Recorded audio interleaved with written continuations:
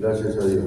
Seguimos entonces, terminamos el capítulo 3 de Efesios.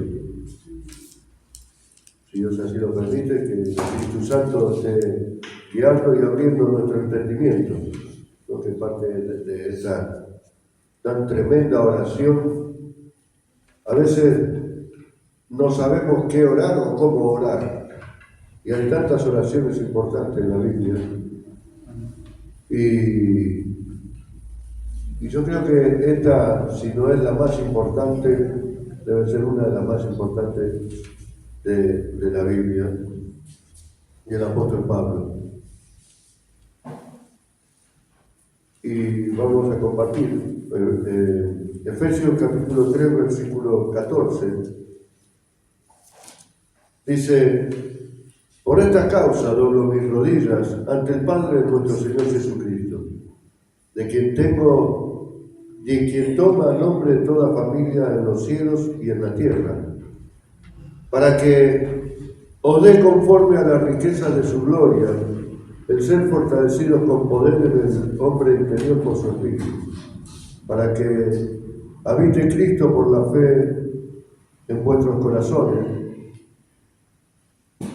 a fin de que, arraigados y cimentados en amor, seáis plenamente capaces de comprender con todos los santos cuál sea la anchura, la longitud, la profundidad y la altura, y de conocer el amor de Cristo que excede a todo conocimiento, para que seáis llenos de toda la plenitud de Dios. Y aquel que es poderoso para hacer todas las cosas mucho más abundantemente de lo que pedimos o entendemos, según el poder que actúa en nosotros, a Él sea gloria en la Iglesia en Cristo Jesús, por todas las edades, por los siglos de los siglos. Amén. Gloria a Dios.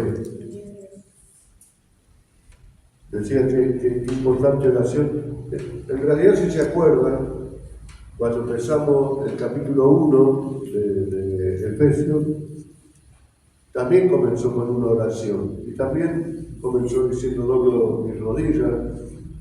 Y en este capítulo 3, que empezamos la semana pasada, había comenzado diciendo: doblo mis rodillas por esta causa, pero después como que fue abriéndose en el tema, y nosotros vimos a lo largo de todo este capítulo, esto tiene que ver un poco, como decía, con la oración del primer capítulo, que digo, ¿cuántas veces nosotros oramos así?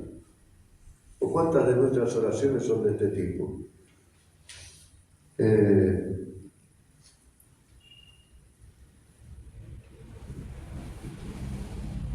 Entonces, en el capítulo 1, versículo 16, dice: no ceso de dar gracias a Dios por vosotros, haciendo de memoria de vosotros en mis oraciones, para que el Dios de nuestro Señor Jesucristo, el Padre de gloria, os dé espíritu de sabiduría y de revelación en el conocimiento de Él, alumbrando los ojos de vuestro entendimiento, para que sepáis cuál es la esperanza a que Él os ha llamado, y cuál es la riqueza de la gloria de la herencia en los santos, y cuál la superinminente grandeza del poder para con nosotros, los que creemos según la operación del poder de su fuerza.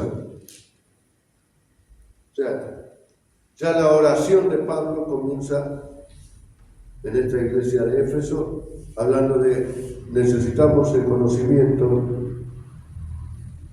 o de afirmar ese conocimiento, de buscar ese conocimiento, la sabiduría, la revelación, ¿no? Y acá en este capítulo 3, entonces decía esta oración, de muy pocos versículos, pero tan importante, que dice: por esta causa doblo mis rodillas. ¿Y cuál es la causa? ¿Por qué causa dobla las rodillas?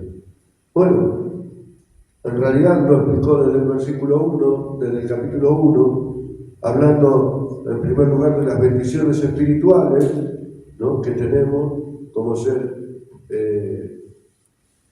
somos bendecidos, somos perdonados, justificados nuestros pecados, perdonados por Cristo Jesús, somos coherederos junto con Cristo, somos sellados por el Espíritu Santo, tenemos un lugar en el cielo, una vida eterna, junto con Cristo. Pero a eso, lo que vimos en el capítulo 3 la semana pasada, hablaba de que en todas esas bendiciones espirituales, en que Jesús lo que hizo, el plan de Dios, a través de Cristo cumplido, fue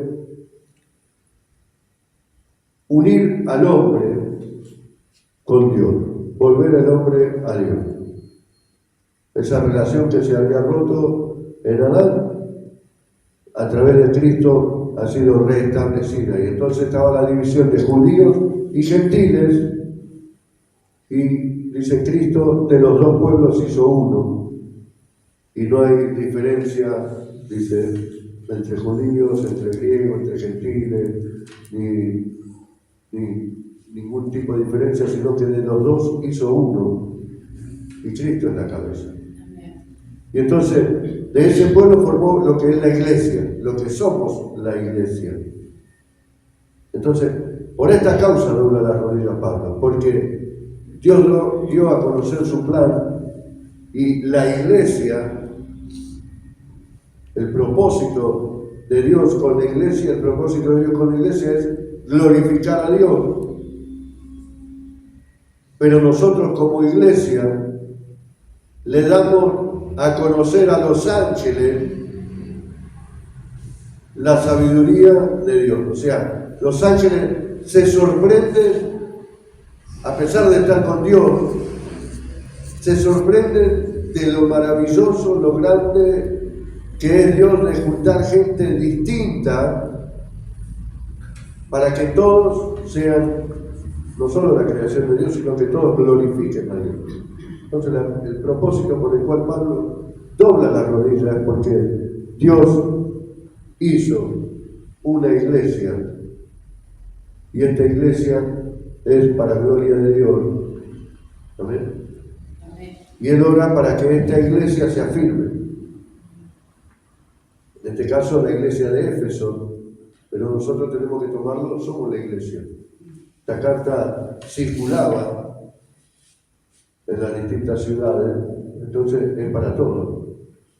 Entonces dice, por esta causa doblo mis rodillas ante el Padre de nuestro Señor Jesucristo.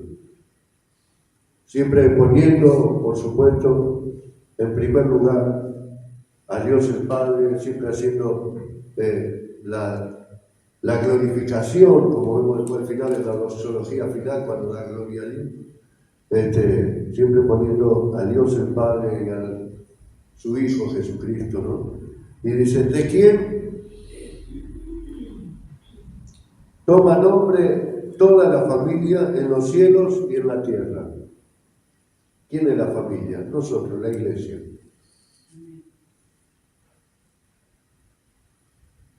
Por medio de Jesucristo tomamos ese nombre que, como leíamos en las bendiciones espirituales, somos coherederos junto con Cristo. Es decir, que si tuviéramos que tener el apellido del Padre,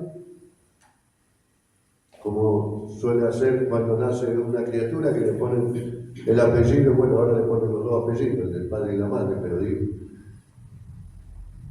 Entonces llevaríamos el apellido de Dios el Padre, de Jehová, de Elohim, de Adonai, de El Shaddai, ¿no? Porque somos de la familia de Cristo, somos coherederos con Cristo, somos hermanos en Cristo y tenemos derecho a la misma herencia que le corresponde a Jesús, corresponde a nosotros. Amén. Entonces somos la familia de Cristo, todos distintos. Podemos haber parientes como mi esposa y yo, mis hijas, mis nietos, pero después muchos somos, ni siquiera nos conocemos ni vivimos en el mismo barrio siquiera. Pero sin embargo Dios nos unió a todos con un propósito, de que Él sea glorificado. Somos una familia de Cristo tomando ese nombre a través justamente de Cristo, en los cielos y en la tierra. Eso. Por eso decía, dando gloria acá en la tierra, ahora, y la daremos después en los cielos, cuando el Señor venga a buscar a su iglesia, ¿no? También cuando partamos, por supuesto, antes que venga el Señor, sí, tenemos que partir antes. Pero, mientras tanto, aquí en la tierra, nosotros glorificamos al Señor. Y también, dice, en el cielo, sigue siendo glorificado. Amén. Dice, para que os dé conforme a la riqueza de su gloria, el ser fortalecido con poder en el hombre interior para su espíritu. Y acá quiero hacer una mención porque dice que os dé conforme a la riqueza de su gloria. No dice que de la riqueza de su gloria, sino dice conforme a la riqueza de su gloria, porque si esto lo toma uno, un millonario, por ejemplo, y nos da de su riqueza, puede sacar plata y darnos de lo que él tiene. Pero acá dice, conforme a su riqueza, él tiene plata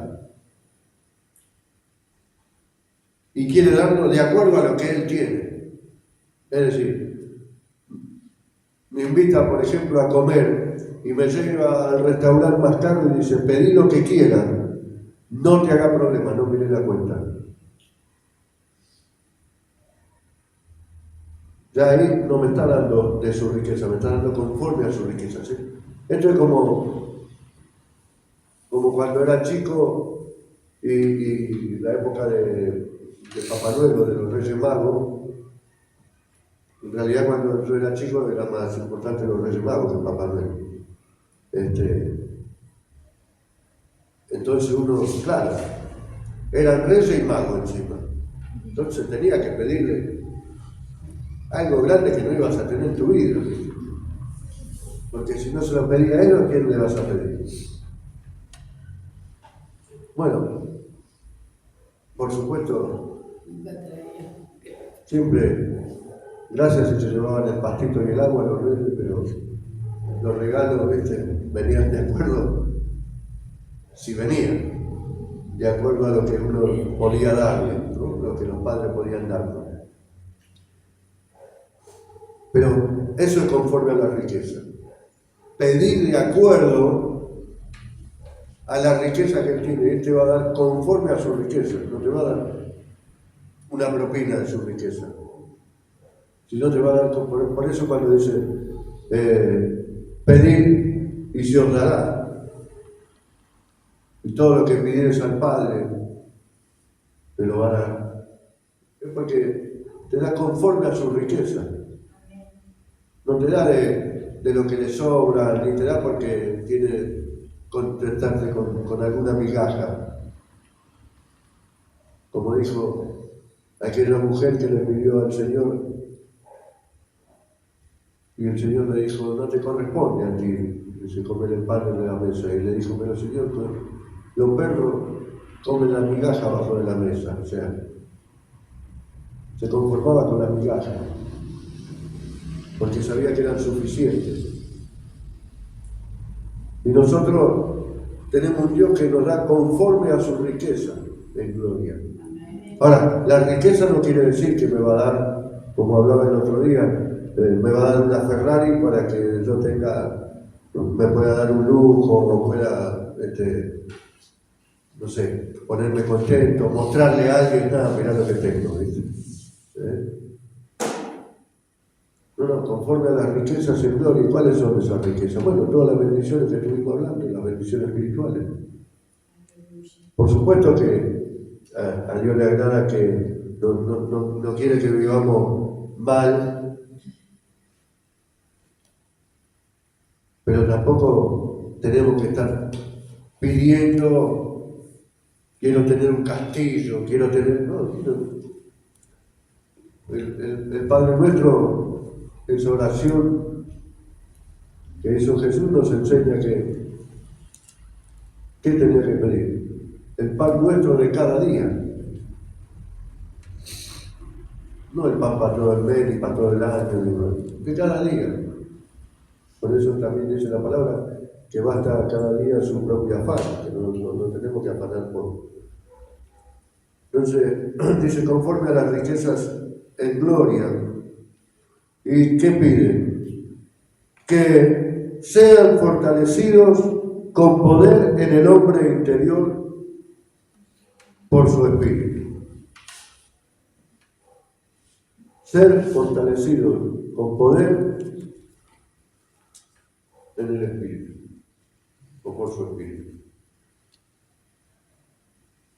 Y esto es lo que, cuando habla del hombre interior, está hablando de nuestro corazón y de nuestra necesidad, y que muchas veces nos sentimos desanimados, presionados, angustiados, y por eso él dice, estar fortalecido en ese hombre interior. Recuerda, creo que en Corintios es aquel que dice que el hombre exterior se va desgastando, también lo decía Pablo, pero el interior se renueva de día en día. ¿Y cómo es eso posible?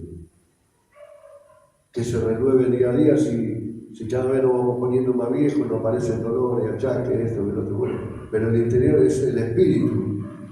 Y justamente lo que pide Pablo es que seamos fortalecidos en el espíritu, llenos de ¿qué? Del poder de Dios.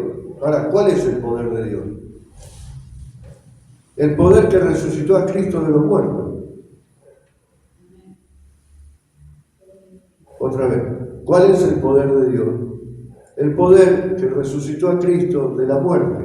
Ese poder es el mismo que tenemos nosotros, o que Dios nos dio a nosotros. Amén. Y Pablo pide eso, que estemos fortalecidos en nuestro interior, que no nos desanimemos.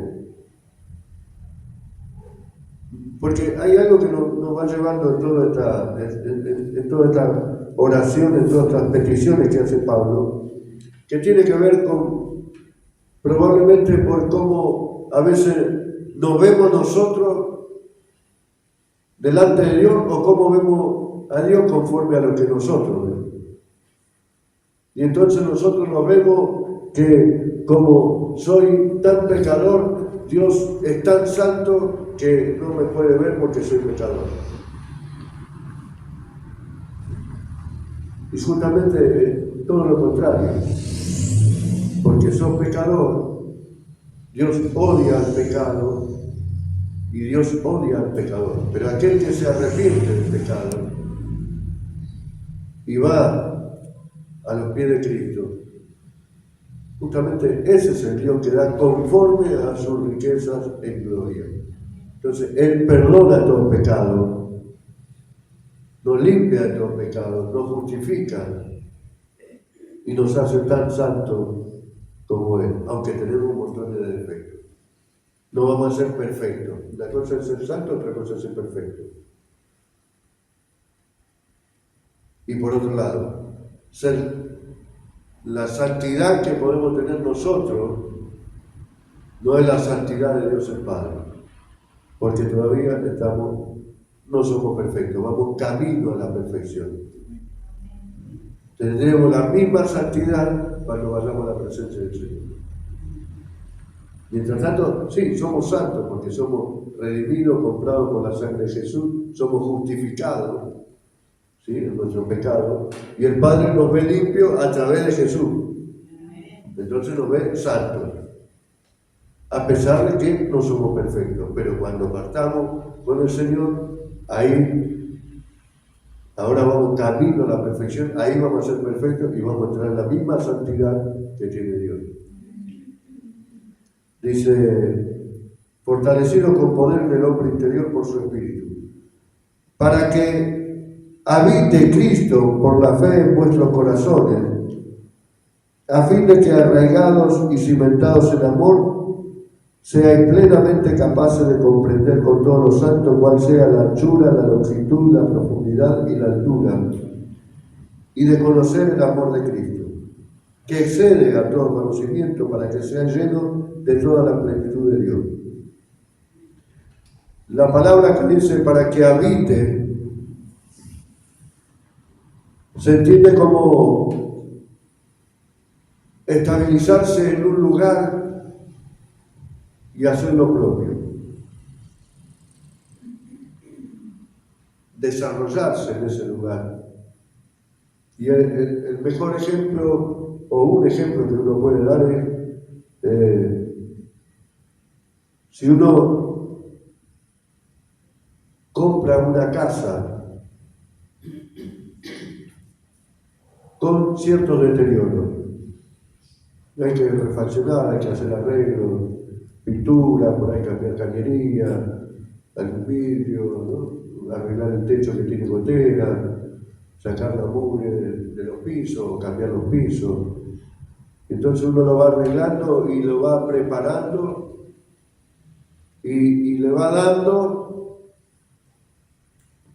conforme a lo que uno es, o lo que a uno le gusta, como le gusta vivir, y lo hace cada uno a su gusto. Entonces, uno le va dando una identidad a la casa, que cuando una persona entra en esa casa dice, mirá la casa, qué lindo quedó, y entonces uno entiende tal vez la persona que vive en esa casa como él, de acuerdo a cómo la arregló, a cómo la mejoró, a cómo está decorada, ¿no? Bueno, esto es lo que hace Cristo cuando viene a nuestra vida, que habite en nuestro corazón.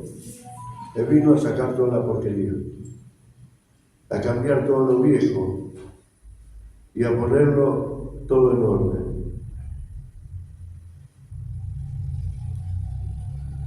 No viene al caso, pero me hace acordar esto cuando, hablando de la casa, de cómo queda arreglada, es cuando habla de los demonios, ¿no? Que cuando lo echa fuera a uno y viene y la casa se queda limpia y vacía, pero si uno no la cuida, dice, después vienen 7 peores y toman posesión. Y ahora, todo esto me está viniendo ahora pero digo, si Dios está en nuestro corazón, habita en nuestro corazón y limpió la casa, y ya está ordenada, linda, poblada, y tenemos a Jesús, y nosotros descuidamos esa casa, y vamos descuidando y la casa se va viniendo abajo, ¿es por culpa de Jesús o por culpa nuestra? Somos hijos del Rey, nos dio conforme a la riqueza de su gloria y tenemos que vivir conforme a esa riqueza y cuidar. Por eso dice, cuidar nuestra salvación con temor y temblor. Pero también pensaba, hablando de la casa, que cuando está la casa limpia, ordenada y vacía, que no vengan y se te metan los usurpadores, ¿sí? Hablando de los demonios. Entonces acá dice, para que habite Cristo por la fe en vuestros corazones. ¿Y cómo es eso posible? Hay 2 palabras interesantes que, mirá, le busqué un montón de títulos a la prédica, y recién cuando venía, cuando iba a poner para grabar, dije, ¿qué le pongo? Pensé, doblo mis rodillas, oración y súplica de Pablo, intercesión de Pablo por los Efesios, y le puse arraigados en Cristo. Y acá dice que habite Cristo por la fe en vuestros corazones, a fin de que arraigados y cimentados en amor. Y hay 2 ejemplos. Arraigado, está hablando de la raíz, una raíz profunda. Uno puede cortar el árbol, pero si no arranca la raíz y está el árbol en un desierto, pero un día llueve, la raíz empieza a florecer y empieza el árbol a crecer de nuevo. Está arraigada en la tierra y no se va a morir mientras tenga agua. Y va a seguir teniendo vida. Y la otra dice, cimentado.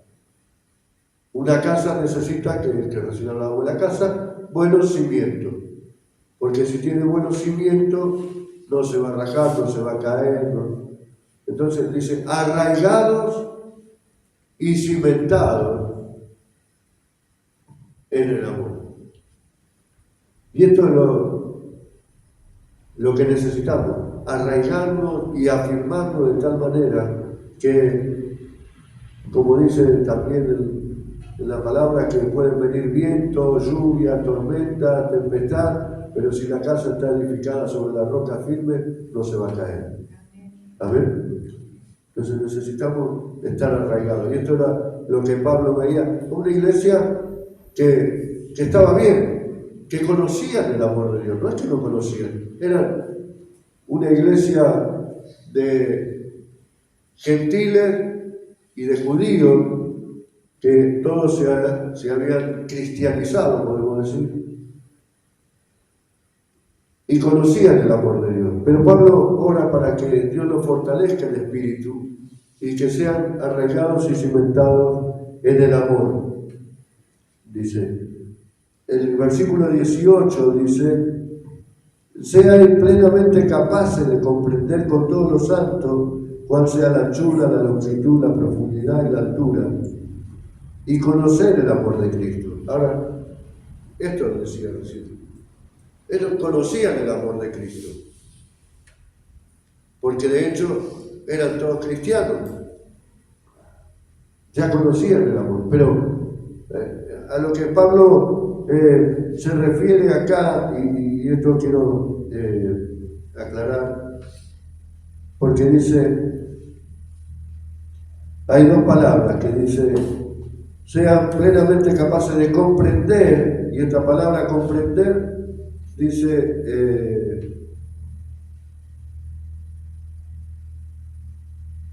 el significado de comprender sería asimilar algo, agarrar algo, hacerlo nuestro. De alguna manera es entender el concepto. No lo sé de memoria, pero entiendo el concepto de lo que quiere decir. Pero la otra palabra, que es distinta, es comprender. Entonces dice, conocer. Acá dice, sean plenamente capaces de comprender con todos los santos, que esto es importante, con todos los santos, o sea, no comprender uno solo, sino todos los santos, toda la iglesia, comprender cuál sea la anchura, la longitud, la profundidad y la altura, y de conocer el amor de Cristo. Entonces, conocer ya es distinto, porque ya me habla de una experiencia, ya ese amor es una experiencia, un conocimiento que ya no es un concepto, ya no es algo que tengo una idea, sino que es algo que conozco, que estoy seguro. Uno cuando...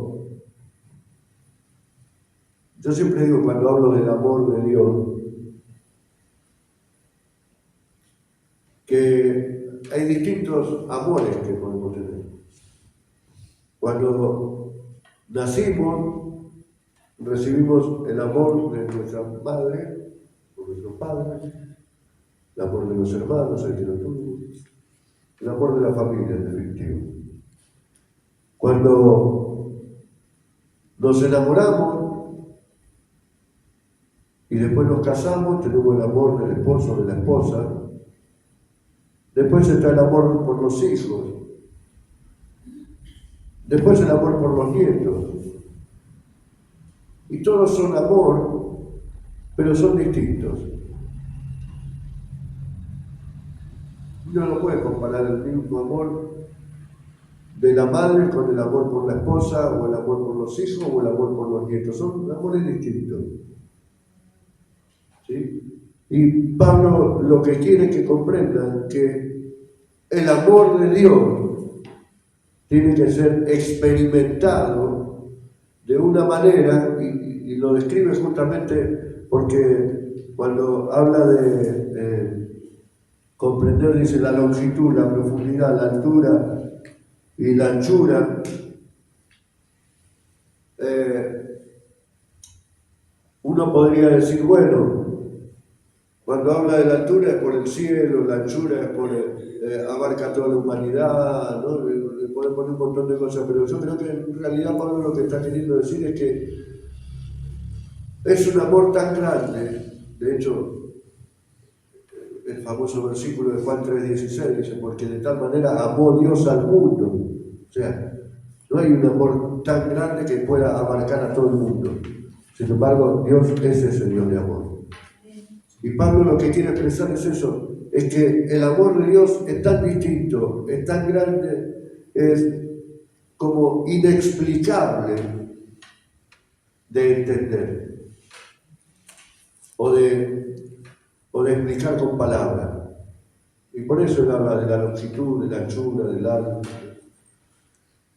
Y dice, pero que sean plenamente capaces de comprender con todos los santos y de conocer el amor de Cristo que excede a todo conocimiento. Y esto parece contradictorio, dice, conocer el amor de Cristo que excede todo el conocimiento. O sea, porque es un amor tan grande que no se puede explicar, que no se puede entender. Porque en todos los amores que yo describí, uno puede decir, bueno, pero ¿por qué maltrata a la esposa, a los hijos a los padres, o a la madre a los hijos? O sea, pero si hay amor, ¿por qué? O el que mata a la esposa,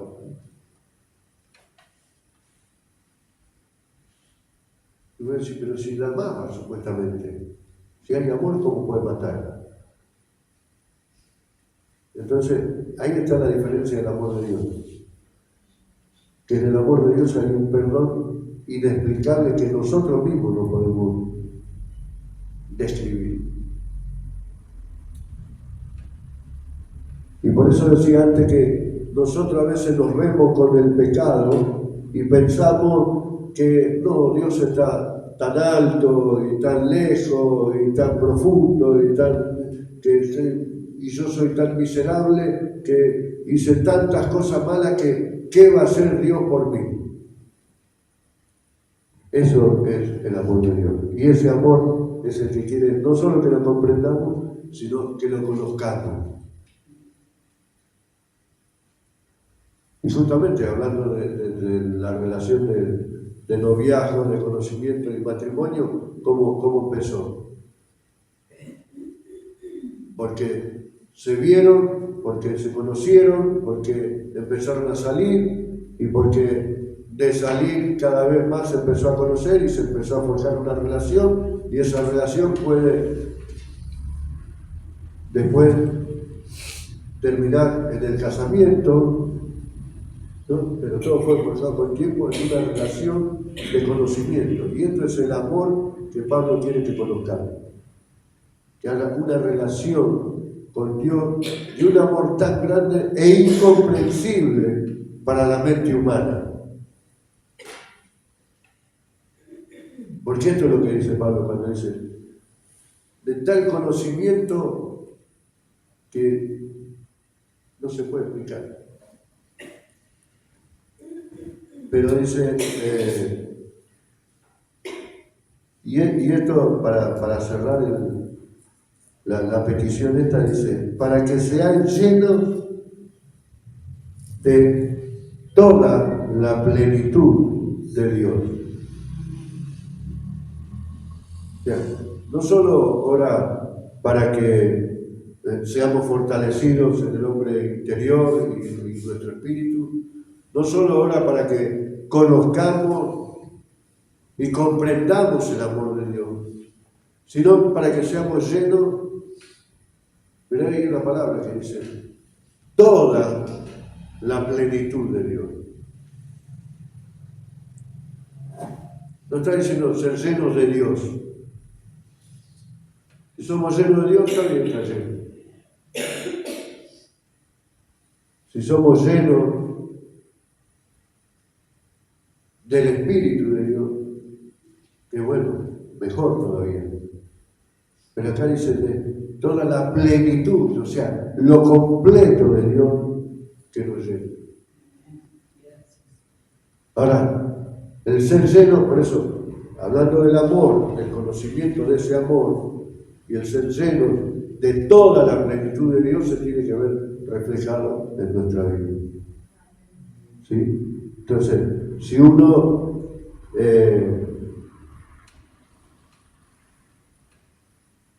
conoce el gozo, va a ser una persona que va a vivir gozosa.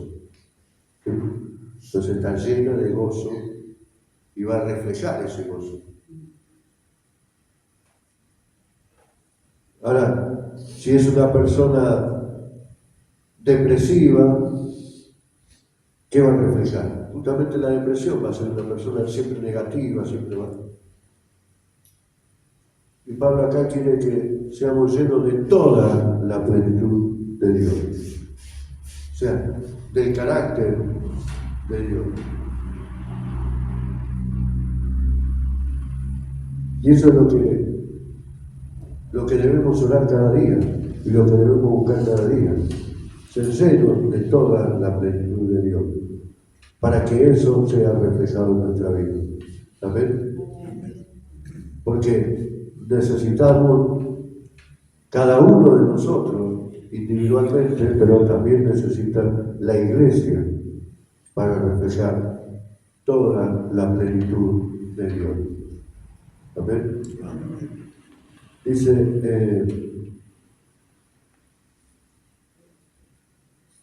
de toda la plenitud de Dios. Y termina con el versículo 20 y 21, con una doxología, que doxología significa alabanza, y dice, y este es un versículo que lo sabemos de memoria, y que lo aplicamos muchas veces mal, pero lo aplicamos, ¿no? O mejor dicho, no es que lo aplicamos mal, lo aplicamos fuera de contexto. Lo aplicamos para otras cosas. Porque, ¿cuáles eran las peticiones de esta oración de Pablo? Que seamos fortalecidos en el Espíritu, nuestro hombre interior, que conozcamos el amor de Dios y que seamos llenos de toda la plenitud de Dios. Claro, que estemos arraigados, cimentados en Cristo. Ahora, entonces dice, y aquel que es poderoso para hacer todas las cosas mucho más abundante de lo que pedimos o entendemos según el poder que actúa en nosotros, a él sea gloria en la iglesia, en Cristo Jesús, por todas las edades, por los siglos de los siglos. Amén. Perdón.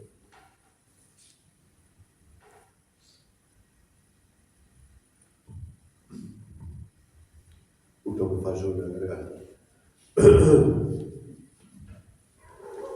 Aquel que es poderoso para hacer todas las cosas mucho más abundantemente. Entonces, lo agarramos. Lo agarramos porque Dios hace todas las cosas mucho más abundantes, entonces, acá me va a dar todo lo que yo le pida porque sí Él puede hacer todo. Pero está en un contexto de una oración donde tiene que ver con lo espiritual. No tiene que ver con lo material, no tiene que ver con lo físico, que también lo puede hacer porque Dios es poderoso y es creador de todas las cosas. Y para Él no hay cosa imposible, y nosotros creemos. Pero, como digo muchas veces, lo aplicamos fuera de contexto, para otras cosas. Pero acá dice Pablo, y aquel que es poderoso para hacer todas las cosas más abundantemente de lo que pedimos o entendemos, según el poder que actúa en nosotros. Otra vez, ¿cuál es el poder? El poder que resucitó a Jesús de la muerte, el poder de Dios.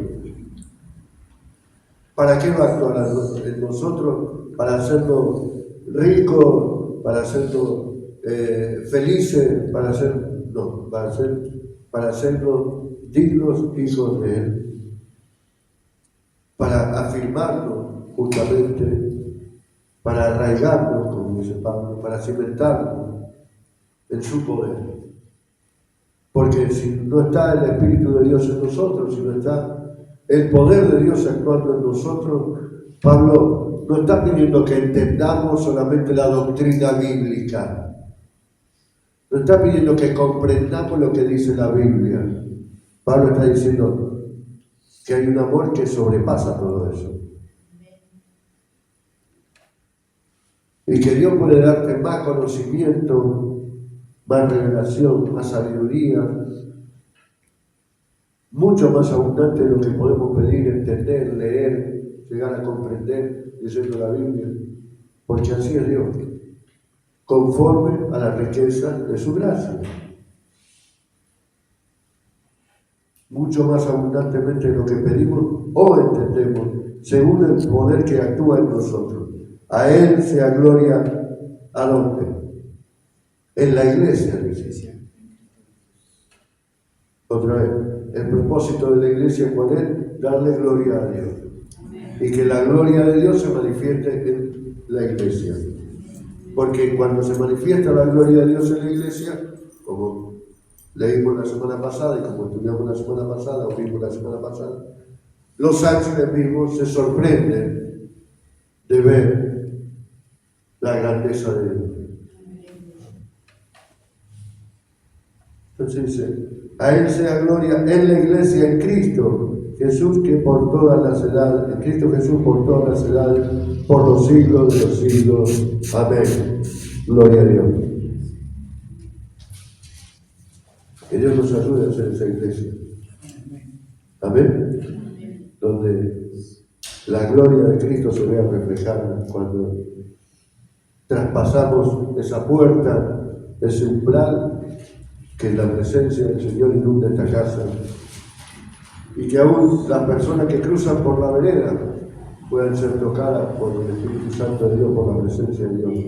Amén. Para que Dios sea glorificado. No la iglesia. No nosotros. No, la iglesia, ¿cómo crece? ¿Cómo vino uno nuevo? Vino 10, se bautizó el otro. No, para que Cristo sea glorificado. Gloria a Dios, lo que venga y lo que va a añadir, pero siempre uno tiene que añadir al Señor.